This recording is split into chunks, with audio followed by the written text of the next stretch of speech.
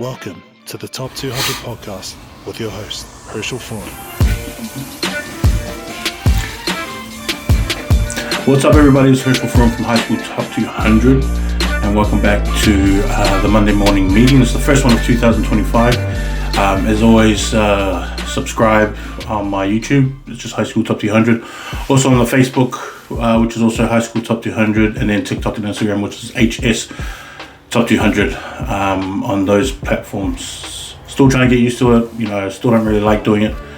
I've started to pay my daughters to see if they can boost it up, make clips, all that kind of stuff, because a lot of the stuff takes really long to do for me, especially when I don't have that much time.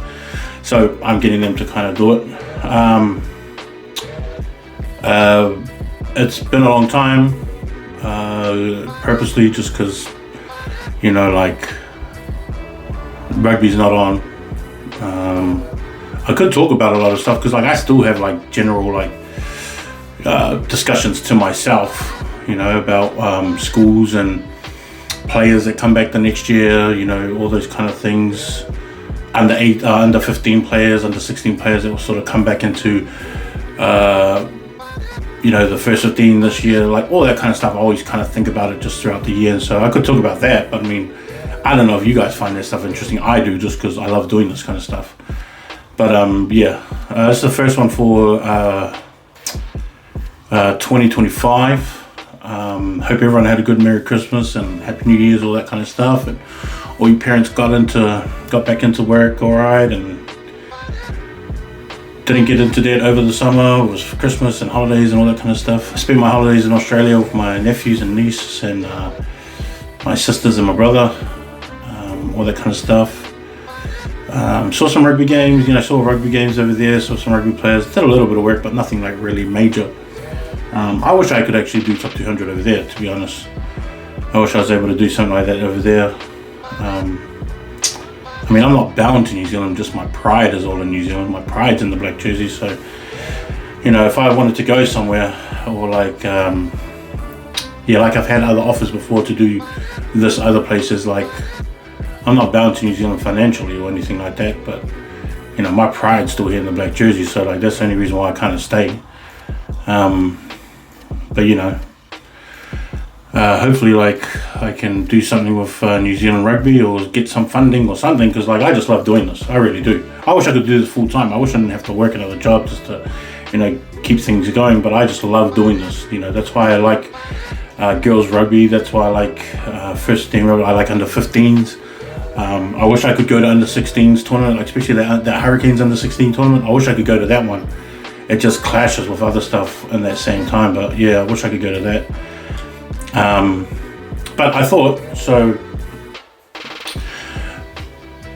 I'm guessing because the other day they had that announcement of the new under 18 team that they'll bring out, and I heard about this 2 years ago.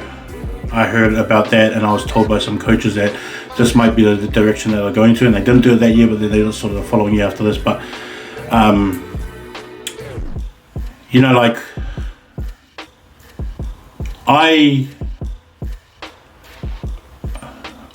generally don't get the reason why we are following suit with what Australia's doing when we're a better outfit than what Australia is, and we've always been a better outfit than what Australia is in terms of our under 18s. I wrote something about having an under 16s New Zealand team. I wish they could do that, because to me that links into making sure that they can keep a track of everyone from under 18 into from under 16s into the under 18. So to me it makes more sense having an under 16 New Zealand team, and then because those are year 10s and year 11 year olds, and then following them from year 12 and year 13 into the under 18s, and then making sure that even those kids that finish as young year 13s, and they could still do another year at school, but they choose to leave, you can still keep a track of them going into club rugby and stuff, even though they're under 18.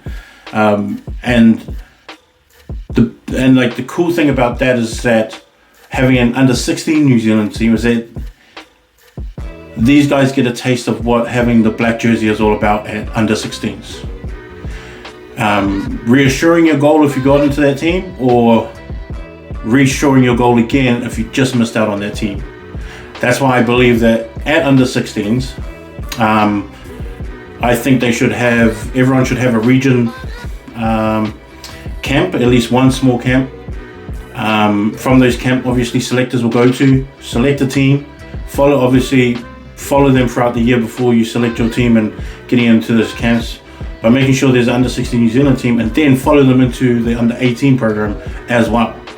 And then just making sure that they can keep track of everyone going through. Like, to me, and this is where I wish that I was part of New Zealand rugby, just for this reason, and only at this level. I don't want to go higher. Like, I'm not one of these guys that goes, oh, I want to do high school and then I'll try and get into club and then I'll try and get into, Chiefs, and I'll try and get into this. I don't want to do that. Like, if I stayed in this space for the rest of my life just doing first 15 rugby, I would stay here. I'm not trying to get anywhere else into rugby. I'm not trying to be in the management. I'm not trying to be corporate. I'm not trying to be all that kind of stuff. I just like this level. For me, there's no one that is in this space that wants to stay in this space and then will recognize players all coming through. Because most guys will start at this end and they're going, oh no, because I just want to be a player development for the Chiefs.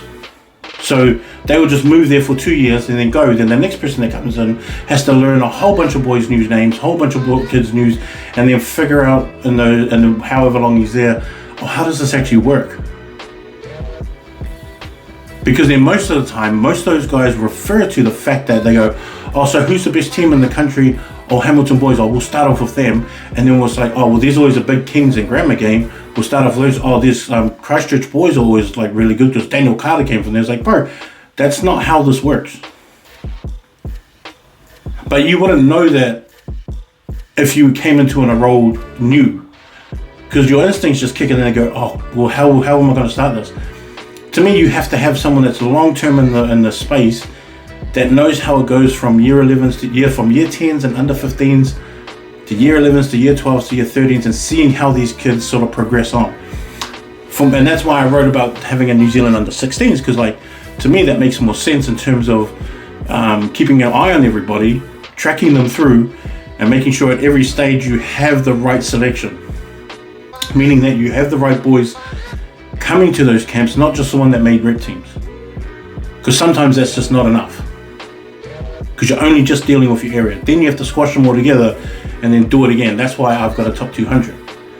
I don't have a top 50 just for the Chiefs. Well, I do in my own personal thing. But I don't just look at Chiefs players, I look at everybody and then I scale it from there.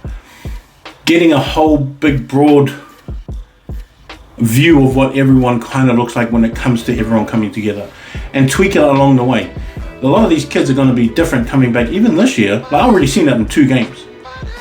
I've already seen kids that have come back bigger, stronger, faster. A lot of guys look like men now, which is like just the natural progression of things. Some of them still look the same as they did last year. Some of them haven't grown, but they've gotten wider and they've gotten musclier and all that kind of stuff. And you need someone to stay in this space for a long time and a long term within the space to sort of understand how it works from one year to the next. The way that they're doing this now with under 18s, I just don't get. To me, it doesn't make sense, especially when we're copying someone who's not better than us. If they had a system where they go, oh, we're looking at South Africa and what they do, I'll be like, oh yeah, I understand that. But we can't we can't have Australia being that example. Why? Just because they beat us last year? It's like, yeah, that doesn't make sense. My thing is though, is that have a different reason, or like have like if they said, right, and this is where the under 18 Māoris have done it better than everybody else, and the way that they've done it is that they've incorporated the fact that they know that there's young year 13s that finish and they go to club rugby. They went out and they found the best year 13s that were Māoris around the country, young year 13s that were around the country that left the year before, still eligible for under 18s. They went and got them, they have all played sort of club rugby, and they brought them into their system, added the culture to it, built a bond, and then they won games. And that's why you saw something like New Zealand Secondary School happen last year where they won. They did not just pick New Zealand secondary schools. Now, to me, if they put on this article. It's like, we saw what the under 18 Māoris did, and they were right. They should incorporate it that way. We're gonna do it like that. Now, this is where kind of like my other thing comes into it, where they're still gonna pick a New Zealand secondary school, because that's what they said. They said they're going to be picking 4 teams: New Zealand secondary school, New Zealand Barbarians, Māori under 18 team, and then they got one other one that they haven't like named yet or anything like that. So you're still going to pick a New Zealand secondary schools. And so my question is like, what if you pick someone from the New Zealand Barbarians and the New Zealand or the under 18 Māori, or even the other team, and then they outplay those guys that are in New Zealand secondary school teams, but they're also at school too. They just play better. Does that mean that the New Zealand secondary school players that were selected, those selectors aren't valid, or they didn't do their job, or they didn't do it properly? Or will that mean that the coaches of the New Zealand secondary school team didn't come up with a good plan if their players got outplayed by the other ones that were in those other teams that weren't selected for that, even though they were all at school too? Like, that's where like my thing is that like I kind of I would rather just have it as all the regions just come together, like they did it back in the days, which was so cool to see. They used to just have the South Island team, and then they used to have a Hurricanes, Chiefs, and Auckland. They used to have 4 teams. But I want Highlanders to have their own team. I don't think that they should be with the Crusaders because they've got too much talent. But I would rather have, if you're going to make an under 18 team, I would rather not have a New Zealand secondary school team.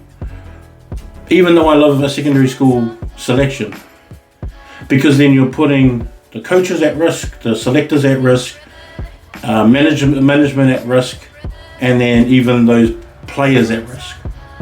Because if you're saying that they're best in high school, but then you put other high school players in Barbarians and Māoris, and then they end up outplaying them, to me, I think there's going to be too many shots fired at people. Whereas I would rather just have under 18 Crusaders, Chiefs, Hurricanes, Blues, Highlanders and that, and go, all right, let's just bring all these under 18 teams in, have them all just play each other, and then just choose an under 18 New Zealand team, a Māori team, under 18 Māori team, a New Zealand Barbarian team, and another team. Have them prepare against each other and just a play, and then go over. But I just don't like it that you select a team and then you have to reselect a team. To me, I just don't understand what that does. Why pick a New Zealand secondary school team and then end up getting played by other kids that are in those other teams that are all still at school, and then they just end up outplaying those guys in New Zealand secondary school team? I don't understand that. And that was like one of the first problems that I came across when I read it. I was thinking, well, far out, people are really going to put themselves out there with this if those other guys win again. And it's going to be pretty dangerous for people, I guess, in my eyes anyway. I thought it was funny because they had this part in there, I'll read it off, where they had this stat where they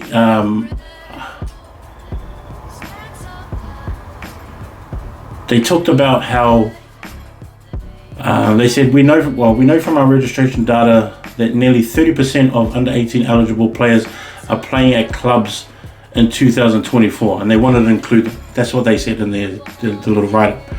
And I was thinking to myself, well, yeah, that's fine, but 30%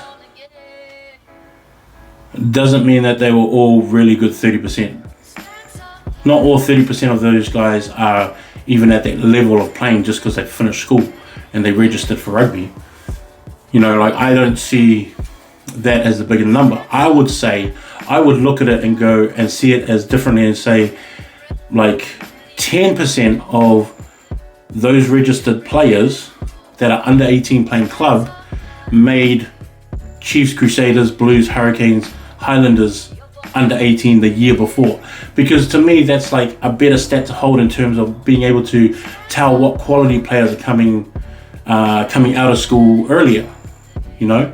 And then you're going to pick up some of those other ones that sort of just bloomed late and, you know, had a growth spurt like towards the end of their year 13 year, and they're still young and all that kind of stuff. And that's always happened. Like, that's not like a thing that is new. Like, there's always players that are like that.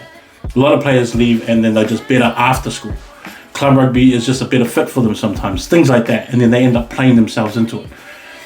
But then it was just like the stat that they put there was saying 30% of them, you know, are registered in club rugby after they've school. They're still under 18, but we want to be able to try and include them. It's like, well, that's kind of unfair, because when you read it, it's unfair when you read it and you go, well, 30% of those, like, yeah, 30% are there, but they're not quality. No, they're not quality players that should be looked at for under 18s. Like, you would only have a small number of that 30% that would actually really want to compete. So I would look at it in a way of like, you know, 3 guys from the under 18 Waikato team that made Chiefs, they have finished school early. Let's go and pick them up and give them another try. Let's follow them throughout club rugby.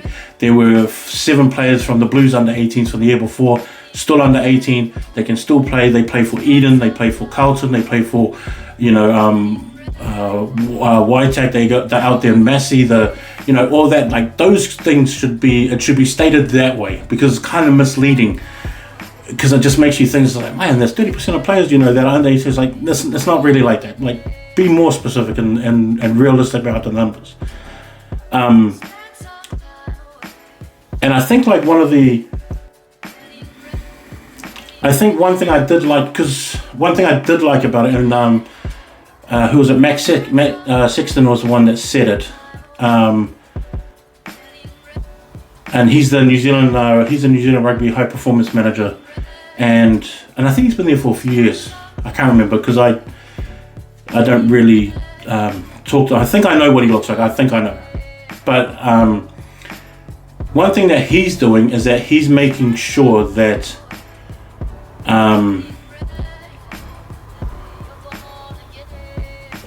school staff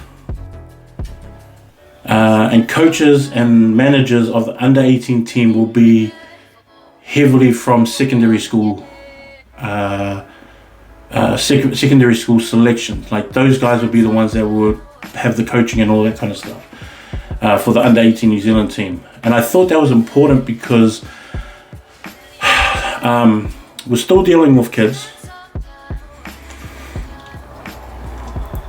When you leave school and you have a coach that's not a teacher, that doesn't really know how to deal with kids and their personalities and their ways of things, I think sometimes they can treat them too much like adults when they're really not. Mentally, they're really not. Like, I guess their mannerisms are all still childish, or still based around how cool something makes them look, things like that, right? And I think it's a great move by Matt saying that, because a lot of these teachers will know how to work with kids, and work with kids with high expectations, high drives, big egos, and like, I'm not wrong in saying that these kids who are at a high level have big egos, and that and have this like arrogance about yourself, because that's part of the reason why they're that great. Because they said to themselves, I want to be the best, I want to push myself to do better, and I'm going to be the best. And every Saturday they put on that jersey, they look across and they go, I'm going to smash this dude, I'm better than him. So their ego has to be at a point. And I think that these kids have that ego, have that arrogance, as well as their humility as well, because they sacrifice a lot too. But I think coaches that come from schools know how to handle that, because they deal with it every day. Not just with rugby players, but even with smart students, with the academic students, with the netball girls, with the hockey guys, the hockey girls, the swimmers, the dancers, the musicians, all these kind of things. Like, they deal with those kind of kids every single day. And I think it's a massive advantage and a massive benefit for a New Zealand under 18 coaching staff to have teachers with those kind of skills, extra skills, as well as the fact that they're really good rugby coaches and, managers and all that kind of stuff. So I think Matt Sexton making that move and making that statement, and hopefully it goes through, is going to be really important for the team as itself, because I don't know Australia. I'm actually thinking I might go there as well when they do it. When they go over there and play, I'm thinking about also going over to watch them and just go to their games and stuff like that. Hopefully it's in Brisbane, because I want to go up to Brisbane. But wherever they go, I'll go too. It doesn't really matter. But to take those kids, to better those kids, to help them grow, to help them mature, I feel like they've made the right move and said that they're going to have teachers there who just know how to do that stuff. And they deal with these kids every single day. And I mean, I've talked about it so many times before. It's just like, I love that these teachers and these ex-players that have become teachers and become coaches, and they've done so good in the space and first 15 space. I mean, I think I even seen Charlie Famuina out there for Sacred Heart, and unless he's helping, but I saw Sherwin Stells as well. All these guys add this extra wealth of not just like rugby knowledge, but life knowledge. And some of these boys are gonna be All Blacks, and you want an All Black, or you want a professional Super Rugby player, or you want a guy from New Zealand Sevens who's been around for so long and they know how to go to guide you through this stuff. And I think that kind of stuff is going to be important, and I think Matt Sexton's made a right decision there. I don't know how this is going to turn out. I don't know how these kids are going to react to it. And I don't necessarily disagree with it, like this is a bad idea. I just think it's stating that it's a bad idea coming from Australia, and that we sort of banking off what they're doing. It's like, well, nothing's working for Australia, even at the highest level. It's like, so why are we copying for them for this? I think if we started, like I said, if we started with under 16s Chiefs, under 16s Blues and Crusaders and Hurricanes and Highlanders, and then follow all our kids all the way through, have someone in the space for a long period of time to stay in the space, and so that they can track everybody else that comes into it. No matter what coach comes into it, go, hey, these are all the names from this area. These are the kids that you probably want to watch. You can pick some up on the way. I'm not saying that you stick to these kids, but it's like, these are the ones he's been good at since he was year 10. He's done this, and this, all through the way through. This is the report that we had on him from last year. These are some of his clips. Give that to them, to the new coaches that come in. But at least it's coming from a voice from someone that's been there already, and go, hey, I'll just guide you through this. You tell me what you think, add to that kid's profile. And that profile can carry on through till he's like in the professionals. Like, I don't know why this is not done. And it's not done. And people that go, oh yeah, this is what we do, is like, I 100% no, it's not. And I've seen it. It's like, you do not have files, like specific files for each kids that have come through and all the way through, like that kind of stuff. It doesn't carry on. And I wish they would. I wish they would. Anyway,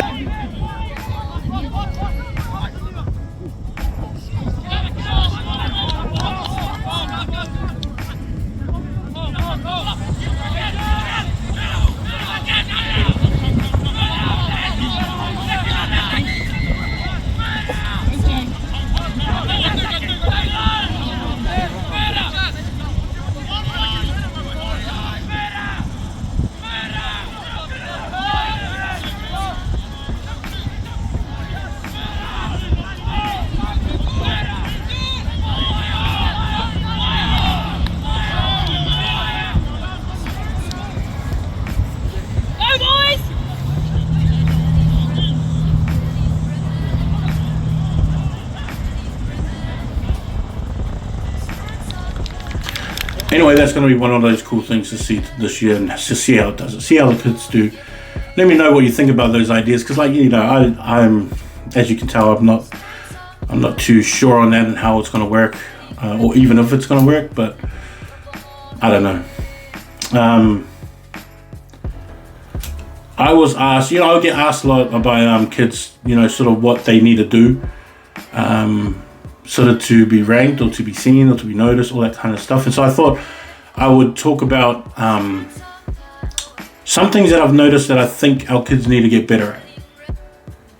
And obviously, as a big fan of myself, I just started with the props. And I'm gonna say it from the perspective of myself. When I was a prop at school, I was 6'5", I was 120 kgs. I learned technique, but I didn't rely on my technique. I just relied on brute strength and size and power. And I think, I can't even remember what school it was, but I remember getting beat on technique. And then I thought, holy crap, this is different. And then I lasted the game. I didn't get smashed too much, but I was losing. I'd say losing every... Me and this guy went back 50-50, I feel. But I remember then the next game I went back to being like just smashing and bashing whoever was in front of me. I feel like we have too many big boys and we don't have too much technique. From longer grips to, tight grips to, elbows, like what you need to do if you get caught, the benefits of going long, around the back, all that kind of stuff, how to engage, all that kind of stuff. I feel like some of our props are not, I don't know if it's not being taught, but maybe it's being taught and then they just don't know how to adapt to it in the game. But I feel like that's one of the best one is one of the main ones is technique and scrum time. And I know that a lot of the top schools, they go out and they get like some really good scrummages from club rugby, even ex-professionals that are sort of retired and just in the area, that I'll bring them in. And I'm all for that too. But I think like all year round practicing technique, maybe something that I would probably look into if I was a professional coach, and bring a guy in every week and just to go along with technique. Like I've even talked to ex props that have come back from overseas, don't really know what to do. And I've told them, hey, why don't you just hold scrum camps from city to city? Just put it out there saying, I'm holding a scrum camp. We're going to be here at this ground, at this. Bring your boots and bring a rugby jersey so you don't get ripped. And just go over technique. Whoever's there, get them to pay $10 each and just go from city to city and do that. Hold it in the preseason where everybody's trying to learn. I said, do something like that. I don't know why people don't do that. And it's probably because I come from American football where you hold camps. Even basketball, you hold camps for point guards, you hold camps for shooting guards and small forwards, slashers, big men. You have big men camps from like power forwards and centers. You have 3-pointing, you've got shooting camps, you've got all these kind of camps. I don't understand why New Zealand doesn't do the same thing. I don't even know, even like Charlie Famuina, like if I was him, and I know that Owen Franks holds like one that's online, but if I was Charlie Famuina right now, I would just go from city to city, I'm going to be held up in Auckland, I'm going to be here in Auckland West, I'm going to be at this park, I'm going to start at this time, bring your mouth guard, bring some water, bring some boots, and bring a zip for your mouth, because I want everyone just to shut up and listen and just do what you're told, and then just go through some scrummaging camps. And just, however old you are, however young you are, whatever experience, and just hold camps and just do something like $10 each for each kid that comes in. Or like whatever. But I would do that around the country if that was me. And I'll just hold these camps. I feel like that's the same, and that would benefit our kids a lot. Is like having our kids learn how to scrum properly.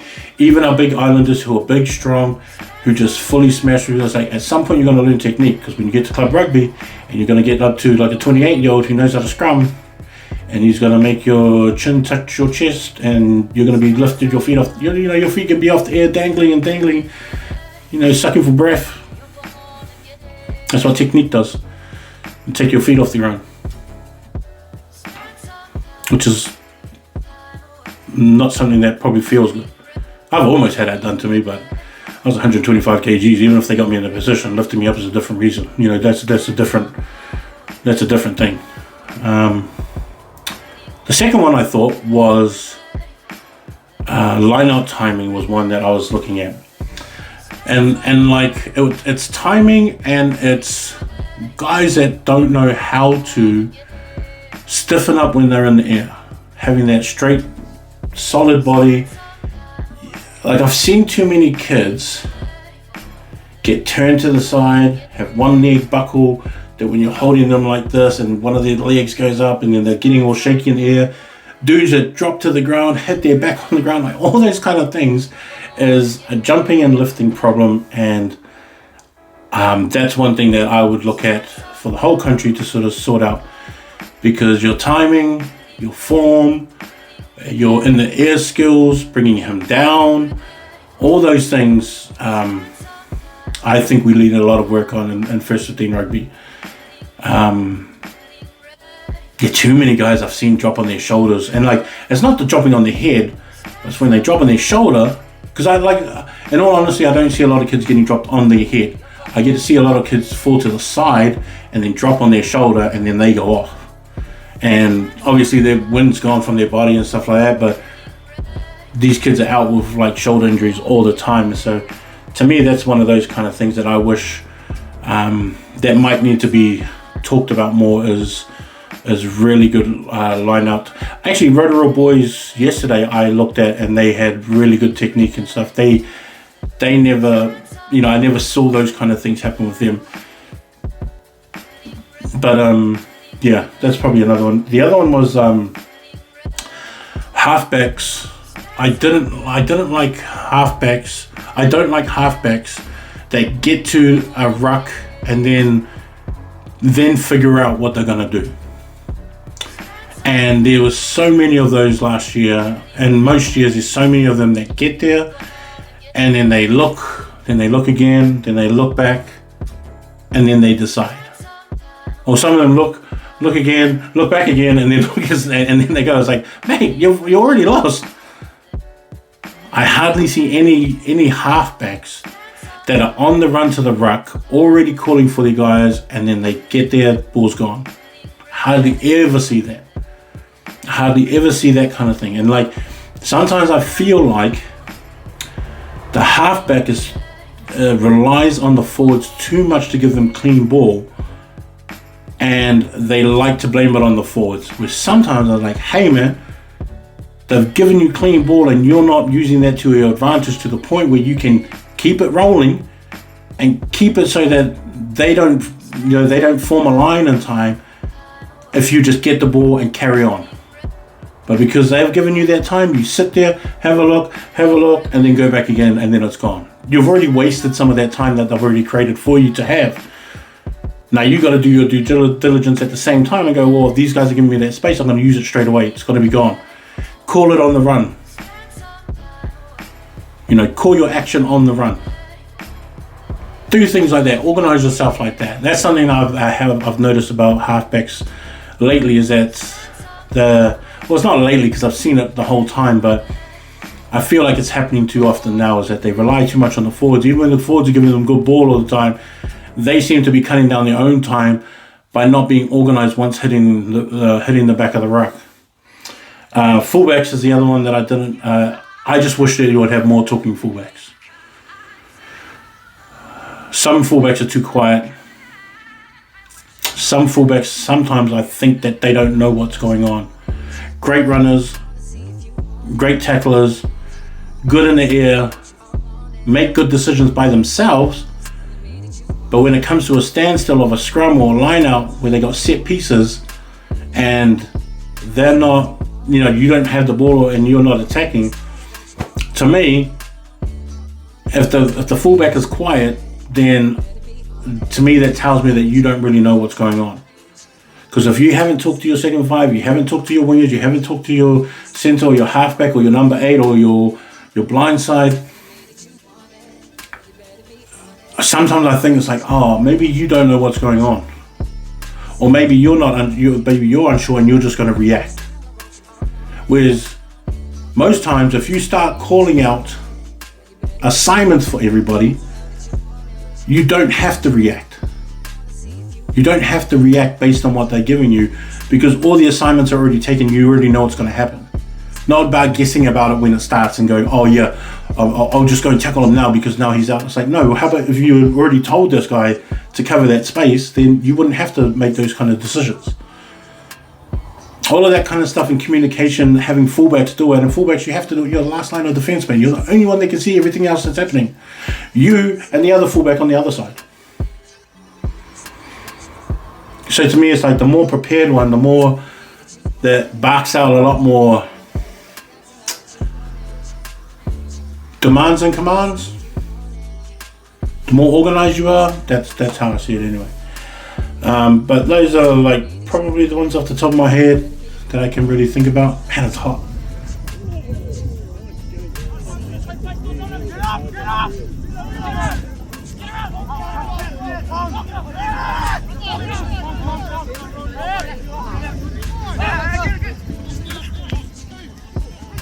Go Luke! Go Luke! Oh yeah!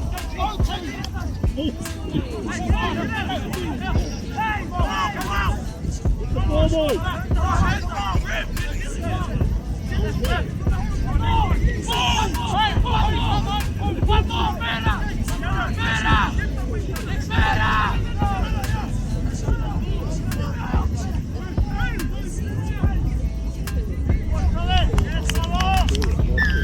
Can really think about. Man, it's hot. Start sweating soon. But those are probably the only ones that I can think about right now. But like one who was someone, one of the guys that I've talked to for some years is telling me that like through this top 200, he was telling me he heard some funny stuff. And he goes, bro, what's the funniest things that you've heard? So I thought I would tell you the top 5 funniest things that I've heard on the field. And I'm not going to say the schools or the players because that's even funnier. But like, I don't want to hear them out. It's like they're all grown men now. Some of them are. But the first one was like, I remember this time I was watching a game and this dude was a second 5. And he was like, they're calling out who they have on defense. And he goes, I've got the neglected child. I was thinking, neglected child? I was like, what if, and like, does he know him personally? Like, I was like, it's like there was I got the grey head, yeah, I've got like this. He's like, I've got the neglected child. And he's like pointing at the guy, and the guy like kind of like just looks at him like, yeah, whatever. I wonder if that guy was actually like, the way that I thought about it, I was like, does he know him personally? And he's just like, this is what he knows about him? So I was thinking, what if he was like the neglected child? It's like, man, that must really play on him. It's like, yeah, my mum and dad too. Like that kind of stuff. It may seem harmless like at the time when I heard it, but to me I was just sort of flipping out.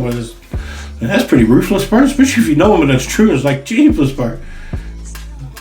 Did he tell you that in confidence or something? Because like that's not something you bring out on, you know, at game time. It's like, jeepers. It's like neglected child.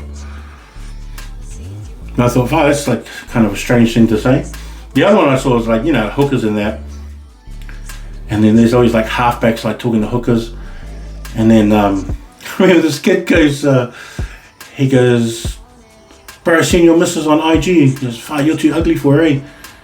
I was like, bro, what a ruthless dude. And I just laughed, and he was like, bro, you're too ugly for her, bro. I seen your missus on IG. And I was like, why would you, like, even if that's not true, it's like, bro, why would you even like say something like that? Like nothing even rugby related. And like, if the hooker was just like, nah, yeah, she is too pretty, eh? I was like, nah, that'll be funny, yes. But he didn't say anything back to him. I would like just like to say what he would say. You know, I would like to hear what he would, you know, rebuttal, because like if that halfback had another funny line, it'd probably be better than that one. It was like, bro, I saw you Mrs. IG. It's like, bro, you're pretty ugly. But it's like funny. Like I always think, are these kids just saying it like out of? They just freestyling this stuff, or are these all like pre-written stuff? This one felt like it was honest. It's like, bro, I seen your missus on IG. Like saying something like this, bro. Saying I seen your missus on IG. You can start off something like this. Like, I seen your missus on IG, and then go like anything else after that would probably be pretty funny. Probably be pretty funny. That's a good way to start a line, though, especially if you're trying to throw in the ball. And I can't even remember if. Oh no, yeah, he did, and he threw the ball in. It was okay. Carried on because I was thinking, man, if he gets stopped with this, then it really got on his mind. But he threw the ball and it was alright. So it didn't really stop him, but it was funny. The other one that I heard was like where there was a scrum and it collapsed, and then it collapsed. They all got up. The ref looked at this prop, and the prop goes, "It's not my fault. He must." He goes, "Oh, it's not my fault. He skips leg day." And then like everyone kind of like paused, and then they looked down at his legs, and his legs were like skinny, and then they all laughed. Even the referee kind of laughed, and the guy didn't even say anything. He just like stood there, just looked. He's like, "It's not my fault. He skips leg day," and like that wasn't even that funny. But when everyone looked down and then they laughed, I was like, that just made it more funny. And like only a few of us on the sideline heard it. It was pretty funny. And I thought, I was like, has this guy just stared at his legs and go, wow, this guy's got skinny ass legs?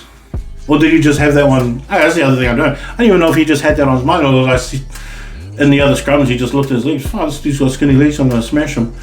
But when he stood up and goes, it's not my fault, he misses leg day. I was thinking, well, good on you, bro. And then everyone cracks up laughing. The other one that I was thinking of before,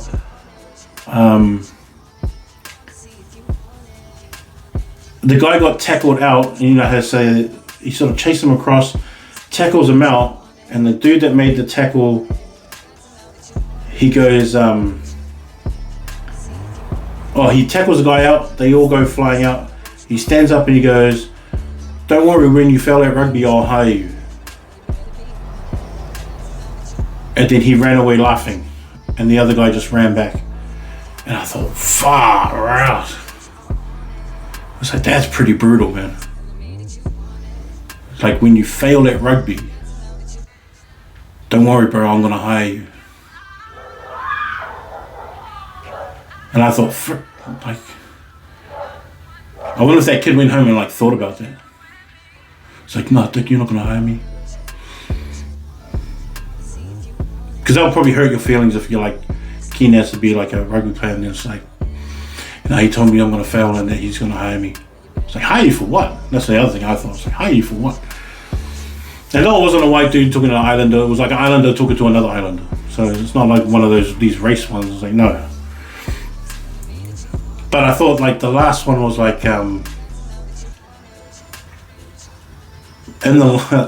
was these two teams came for a line out. One guy on the team looks at the other guy and goes, oh, I've got the guy with he goes, I've got the guy with the shoulder pads. And the shoulder pad guy looks at him and goes, oh, you think this is to protect me? I said, I'm wearing this to protect you guys. And I thought, ooh, that's a bit of a bar, man. Saying that you're going to hit someone so hard, these shoulder pads are to protect you, not to protect me. Oof. It's like, shock, bro. It's like, I wear this protection for your sake. Not so that my body gets hurt, but when I hit you, your body doesn't get hurt. It's like, I'm so strong, I care about you this much, I'll put on some pads so it doesn't hurt you so much when I hit you. Which is pretty up there. And I thought, flip, that's one of the coolest things I've ever heard on the field. And the worst thing is that the guy wasn't even a big hit or anything like that. He wasn't even this big enforcer kind of the guy. It was just a funny thing to say, I guess. He was a good player, but it's not like he was this big dangerous hitter or anything like that. But I thought that was pretty funny. Saying that line, you'd probably think it's flip, he must do some mean hits. It's not really, he's pretty average. Pretty average hitter. Hard worker, but average hitter. But anyways, that's it for today. more games. Send me your schedules. If there's any teams that have already been selected, send through your teams. Even if it's your wider squads, like even Sacred Heart and that, they played pretty big squads. St. John's and Tangaroa.